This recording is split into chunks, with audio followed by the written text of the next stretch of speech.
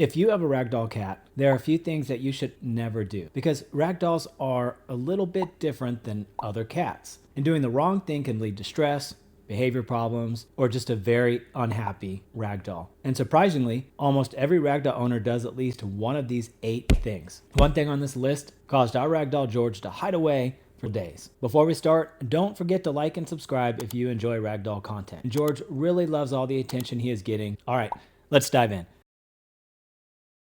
Never leave a ragdoll alone for long periods. Ragdolls are often described as puppy-like, and there's a good reason for that. They love being around their people. Many ragdolls will follow you from room to room, greet you at the door, sleep near you, and because of this, they don't always handle long periods alone very well. Ours gets major separation anxiety, and I think he expects someone to always be around. If someone works extremely long hours or travels a lot, some owners choose to adopt 2 cats instead of 1. I think that's probably a good idea and something we didn't do, but I wish we would have. Or they have other pets around, such as a dog, that keep their attention. Ragdolls really thrive when people are around and they are getting lots of attention. Never let your ragdoll become an outdoor cat. Ragdolls are one of the worst cat breeds for outdoor life. They're incredibly friendly and trusting.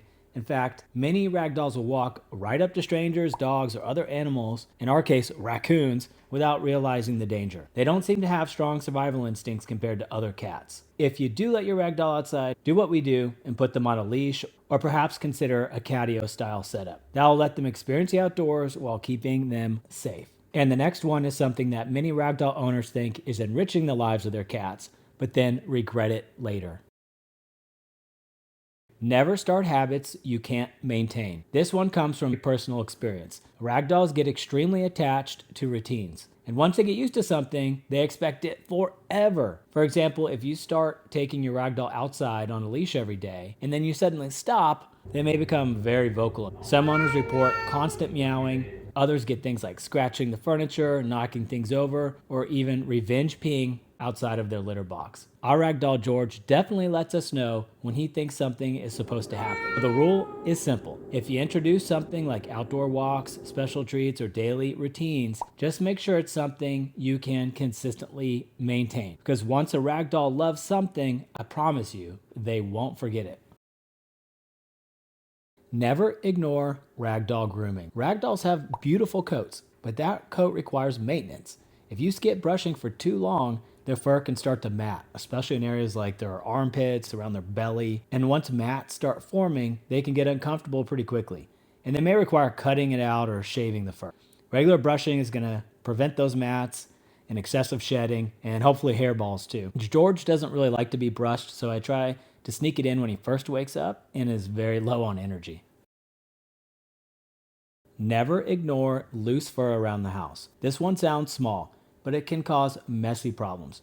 Ragdolls groom themselves constantly, and if there are large clumps of loose fur around the house, they often end up eating it, which leads to lots of throwing up of messy hairballs on your carpet. Regular brushing and quick cleanup, loose fur, won't eliminate this entirely, but it will help substantially. Never give a lion cut unless recommended by a vet. This one is based on something that happened to George. He developed some really bad knots under his armpits, and the vet recommended a lion cut. And George hated it.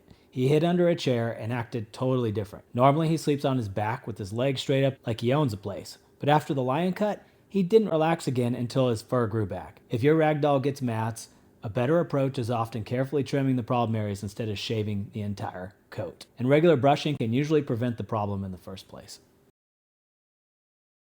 Never subject a ragdoll to hot climates. Ragdolls have thick, dense fur, and that coat can make them more sensitive to heat. This doesn't mean you can't live in a hot place, but it does mean that you'll need to take extra precautions. If you live somewhere warm, simple things help a lot. Air conditioning, of course, shaded areas, plenty of fresh water, cool tile or hardwood floors that they can lie on help as well. You'll often see ragdolls stretch out on cool surfaces when they're trying to regulate their temperature. Our ragdoll George overheats quickly just from playing around the house, and we live in a colder environment. Never punish a ragdoll like a dog. Cats and dogs learn very differently. If you try to punish a ragdoll for bad behavior, they usually don't connect the punishment to the action. Instead, they often just learn to fear you, avoid you, or just become stressed out, which can actually make the behavior worse. The better approach is redirection. If they scratch something they shouldn't, give them something better to scratch. If they jump somewhere they shouldn't, make that spot less appealing. Ragdolls respond much better to gentle guidance and positive reinforcement.